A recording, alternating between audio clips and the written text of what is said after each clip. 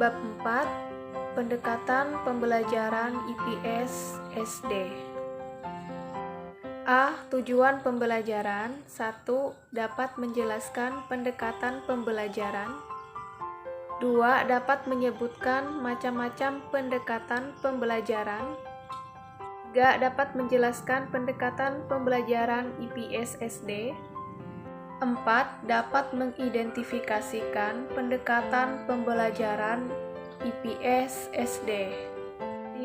Dapat menerapkan pendekatan pembelajaran IPS dalam SD. B.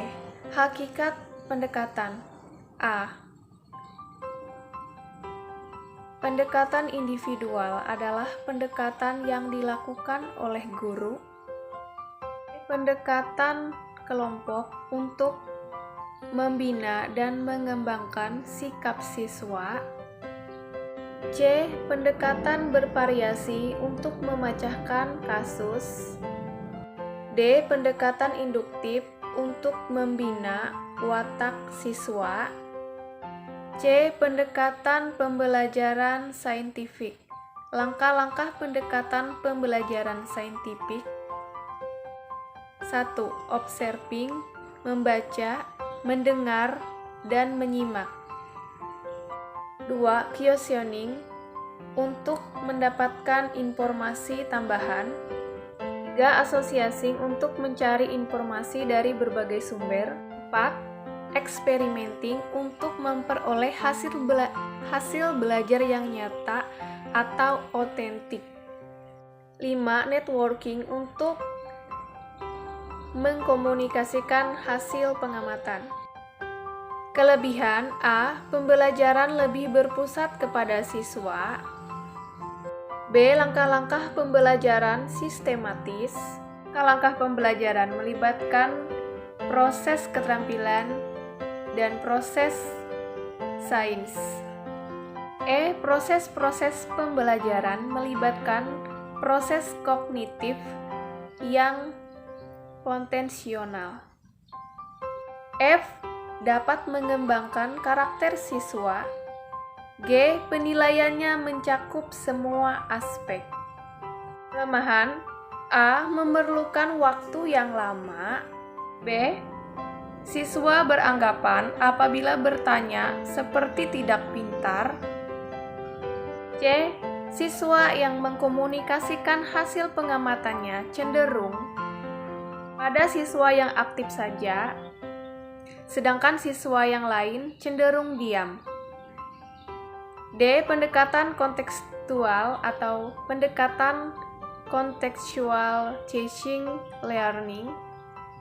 Tahapan-tahapan pelaksanaan pendekatan kontekstual. 1. Mengkaji materi pembelajaran. 2. Mengkaji konteks kehidupan siswa sehari-hari. 3. Memilih materi pembelajaran yang dapat dikaitkan dengan kehidupan siswa. 4. Menyusun persiapan proses KBM. 5. Melaksanakan proses belajar dan mengajar kontekstual. Melakukan penilaian otentik terhadap apa yang telah dipelajari siswa. E. Pendekatan konstruktivisme. Langkah-langkah pendekatan konstruktivisme. Pengaktifan pengetahuan yang sudah ada. 2. Pengetahuan awal yang sudah dimiliki oleh peserta didik. 3. Pemerolehan pengetahuan baru. 4. Pemerolehan pengetahuan baru dilakukan secara keseluruhan. 5. Pemahaman pengetahuan. 6. Siswa perlu menguji dan menyelidiki semua yang baru dari siswa. 7. Menerapkan pengetahuan dan pengalaman. 8. Siswa memerlukan waktu yang luas untuk mengatur struktur cara memecahkan masalah. 9. Melakukan refleksi. 10. Pengetahuan sepenuhnya harus dipahami. Selanjutnya akan dilanjutkan oleh rekan-rekan saya. Sekian dan terima kasih. Wassalamualaikum warahmatullahi wabarakatuh. Baik, saya Sinta Marisa akan melanjutkan materi dari teman saya. Dan untuk materi yang akan saya sampaikan yaitu bagian F dan G. Dan untuk bagian F di sini yaitu ada pendekatan deduktif, di mana pendekatan deduktif menurut Sagala 2010 yaitu penjelasan tentang prinsip-prinsip isi dari pelajaran.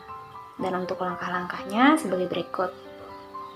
Yang pertama, guru memilih konsep, prinsip, dan aturan dengan pendekatan deduktif. Yang kedua, guru menyajikan aturan yang bersifat umum. Dan yang ketiga, guru menyajikan contoh-contoh khusus. Dan yang keempat, guru menyajikan bukti-bukti. Untuk materi selanjutnya yaitu ada pendekatan induktif. Pendekatan induktif di sini menurut Yamin 2008 yaitu pemberian dengan kasus, fakta, contoh, sebab suatu konsep atau prinsip. Dan untuk langkah-langkah pendekatan induktif ini ada 4. Untuk yang pertama yaitu memilih dan menentukan bagian dari pengetahuan konsep. Yang kedua menyajikan contoh-contoh spesifik dari konsep itu sendiri. Dan yang ketiga, bukti-bukti disajikan dalam bentuk contoh tambahan yang bersifat umum.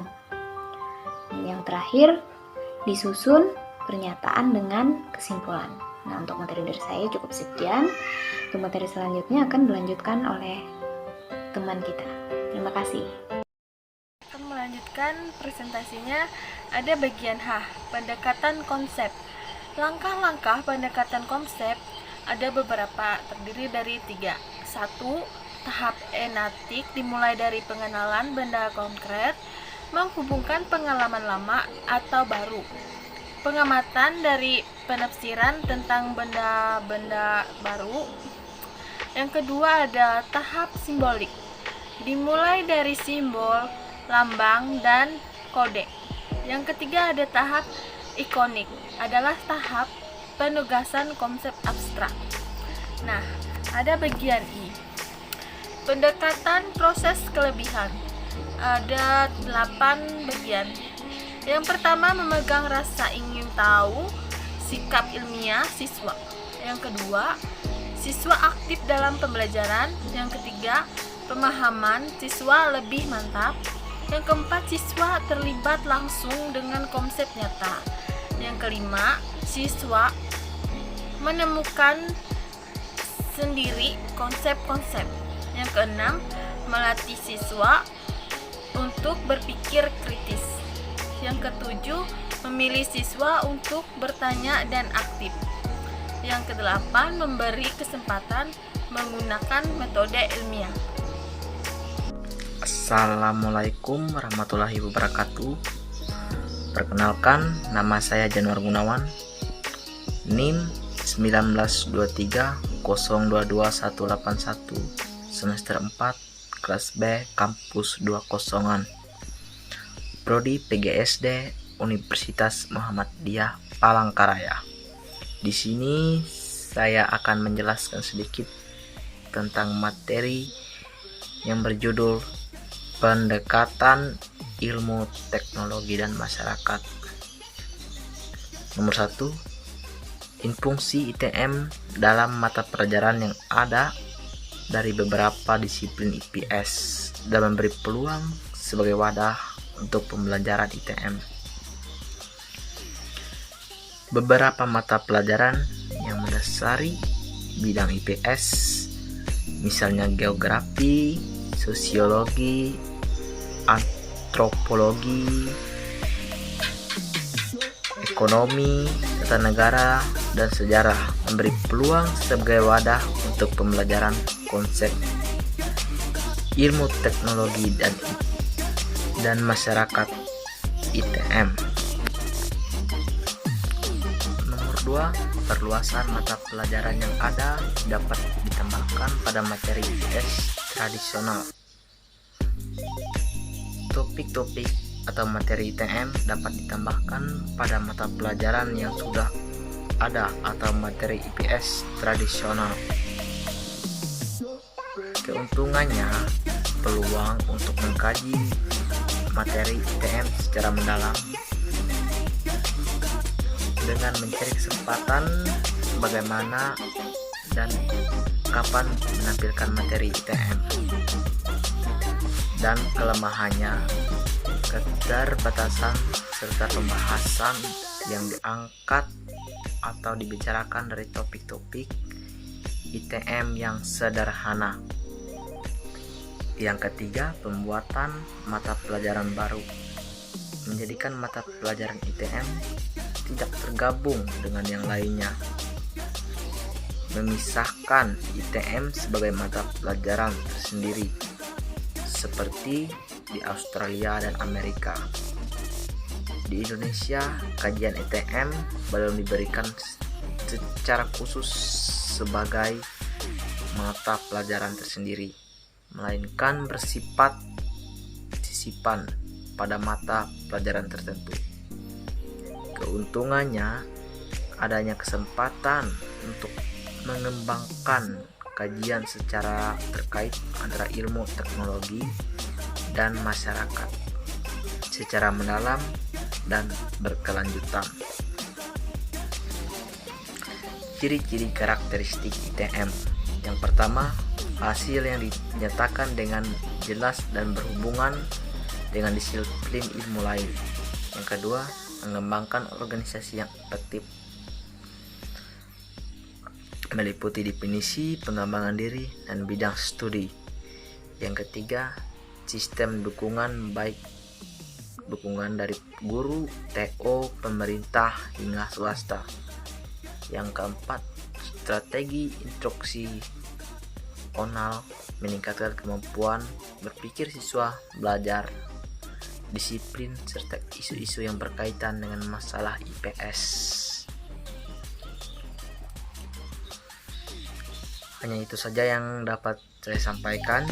Jika ada kesalahan kata, saya mohon maaf. Sekian dan terima kasih.